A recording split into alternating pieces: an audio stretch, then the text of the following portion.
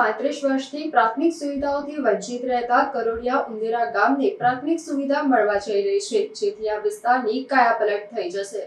સયાજગંજ વિધાનસભાના ધારાસભ્ય કેયુર રોકડિયાએ પોતાના નારાયણ કાર્યાલયના 2 વર્ષ પૂર્ણ થતા નોટબુક વિતરણના કાર્યક્રમ હેતુસર કરોડિયા ગામમાં આવેલ આદિ શંકરાચાર્ય પ્રાથમિક શાળામાં નોટબુક ઉતારણ કરી હતી। તે દરમિયાન મીડિયા દ્વારા કરોડિયા ગામ રોડ અંગેના પ્રશ્ન પૂછતા તેમણે જણાવ્યું હતું કે છેલ્લા 35 વર્ષથી કરોડિયા ગામ નવી ગટર લાઇન, પાણીની લાઇન, નવા પાણીની નવા બૂસ્ટરને પણ ટાંકી સાથે કામગીરી ચાલી રહી છે। 114 કરોડના ખર્ચે સાથે એસટીપી પ્લાન્ટની પણ કામગીરી કરવામાં આવી રહી છે।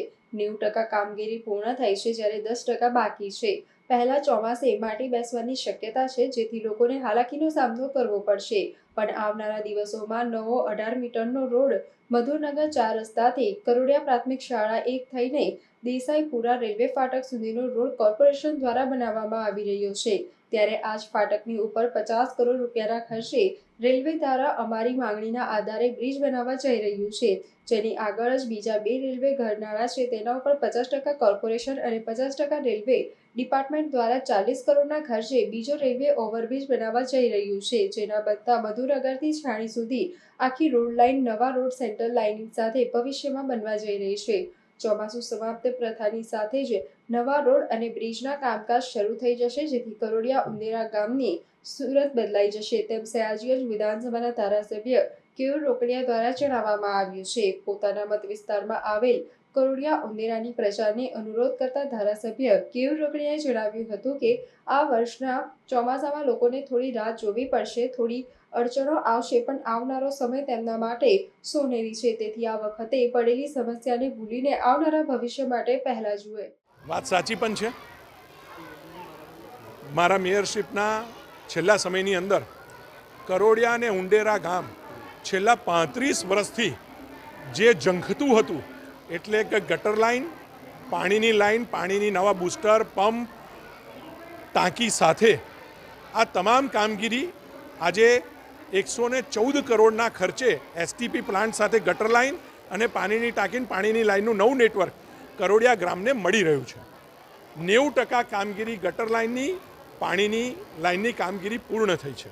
હજુ 10% કામગીરી બાકી છે। પહેલાં ચોમાસું આ ગટર લાઇન પૂરાતા પહેલાં ચોમાસે માટી બેસવાની છે।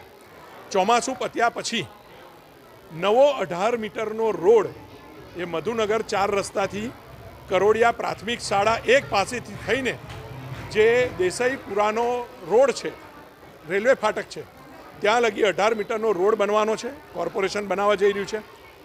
આ ફાટકની ઉપર 50 કરોડના ખર્ચે રેલવે વિભાગ દ્વારા અમારી માગણીના આધાર પર રેલવે ઓવરબ્રિજ બની રહ્યો છે, અને એની આગળ બીજા 2 રેલવે ગરનાળા છે, એની ઉપર 50% કોર્પોરેશન ને 50% રેલવે ડિપાર્ટમેન્ટ, આમ બીજા 40 કરોડના ખર્ચે બીજો રેલવે ઓવરબ્રિજ બનતા મધુનગરથી છાણી સુધીની એક નવી આખી રોડ લાઇન, નવા રોડ સેન્ટર લાઇટિંગ સાથે આપણે ભવિષ્યમાં બનાવવા જઈ રહ્યા છે। ચોમાસું પતતા જ આ રોડની પરિસ્થિતિ પણ બદલાશે અને નવા રોડનું, નવા બ્રિજોનું કામકાજ શરૂ થવાનું છે।